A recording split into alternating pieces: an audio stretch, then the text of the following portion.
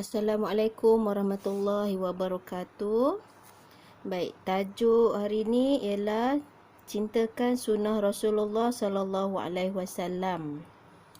Baik, ustazah bacakan pengertian sunnah Rasulullah sallallahu alaihi wasallam ialah sesuatu yang bersumberkan daripada Nabi Muhammad sallallahu alaihi wasallam dalam bentuk ucapan, perbuatan, sifat serta akhlak yang diberitakan oleh sahabat. Ini adalah contohnya lah.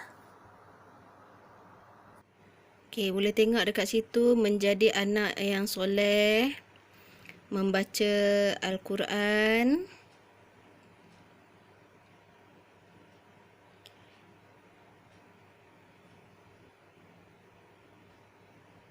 menghormati orang tua, bercakap perkara-perkara baik dan menuntut ilmu. Terusnya ialah muka surat 141. Baik, ini ialah dalil nakli, iaitu dalil yang kita ambil daripada Al-Quran. A'udzu billahi minasyaitonir rajim. Wa ma atakumur rasulu fakhuzuhu wa ma nahakum anhu fantahu. Surah Al-Hajj, iaitu surah yang ke-59 ayat yang ke-7. Maksudnya, apa yang diberikan Rasul kepadamu, maka terimalah. Maksudnya, apa yang Rasul ajar, maka terimalah. Maka kita ambillah. Dan apa yang dilarang oleh Rasul, maka tinggalkanlah. Okey. Boleh tengok dekat situ, contohnya menutup aurat adalah sunnah Rasul. Menghubungkan silaturahim adalah sunnah Rasul. Mengasihi ibu bapa adalah sunnah Rasul. Kita tengok pula contoh di bawah dari kanan, berbakti kepada ibu bapa, menjaga kebersihan dan menggunakan tangan kanan ketika makan. Seterusnya, ini adalah paparan bagi muka surat 142. Sunnah dari segi perkataan. Baik, apa dia? Iaitu semua ucapan Nabi Muhammad sallallahu alaihi wasallam dalam bentuk suruhan, larangan serta galakan. Baik, apa ucapan Nabi yang kita jadikan sunnah? Iaitu Nabi memberi ucapan tentang kelebihan membaca Al-Quran. Baik, ini ialah hadis ya, ustazah bacakan. Daripada Abu Umamah radhiyallahu anhu, katanya, aku telah mendengar Rasulullah sallallahu alaihi wasallam bersabda, hendaklah kamu semua membaca Al-Quran. Sesungguhnya Al-Quran itu akan datang pada hari kiamat, memberikan syafaat kepada orang yang membaca dan beramal dengan hukum-hukumnya. Hadis riwayat Bukhari dan Muslim. Baik, ini adalah hadis sahih ya, daripada Bukhari dan Muslim, bukanlah hadis palsu.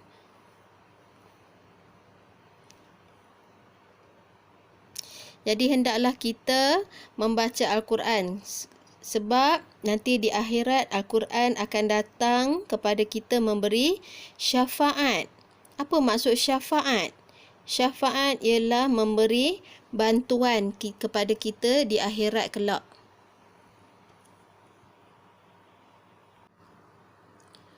Baik.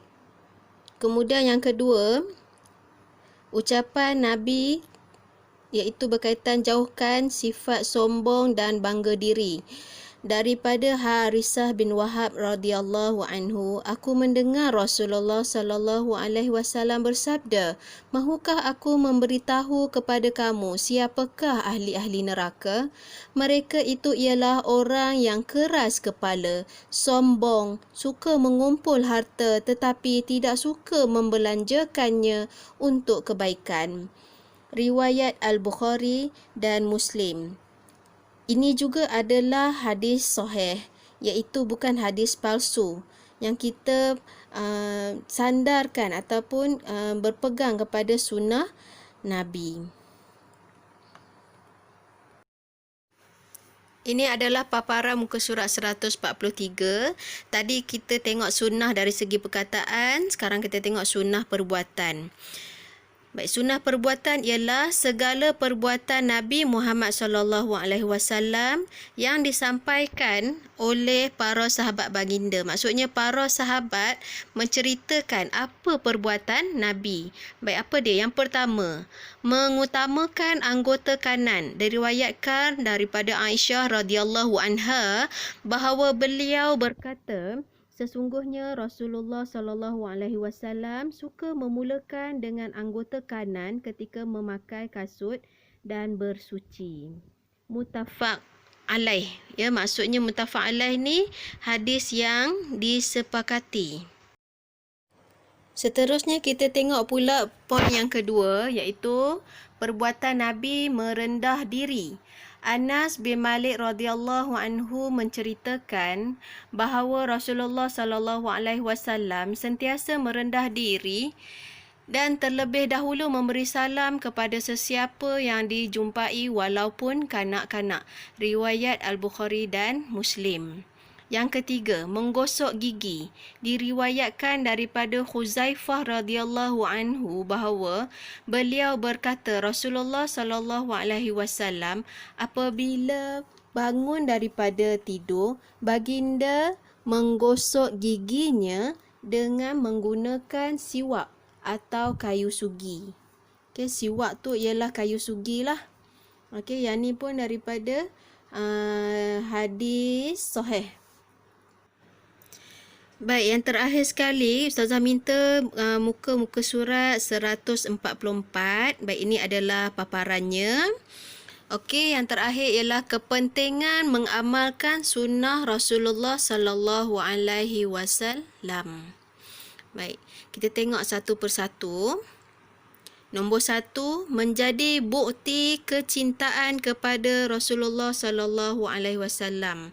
Baik, bila kita mengamalkan sunnah Nabi, kita ikut apa yang Nabi cakap, kita ikut apa yang Nabi buat, itu adalah bukti kita mencintai Nabi. Yang kedua, mendapat syafaat Rasulullah sallallahu alaihi wasallam di akhirat.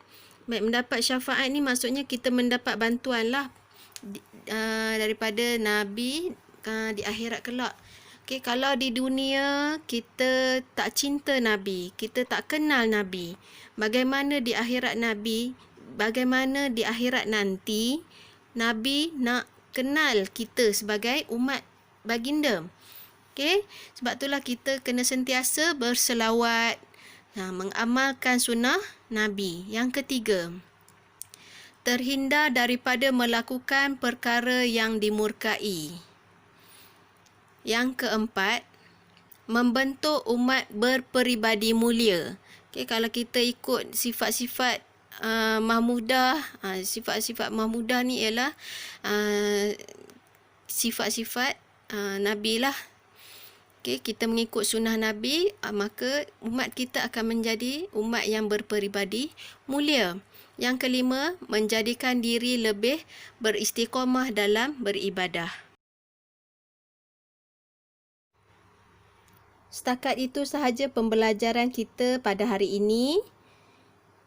Sila like dan subscribe. Terima kasih.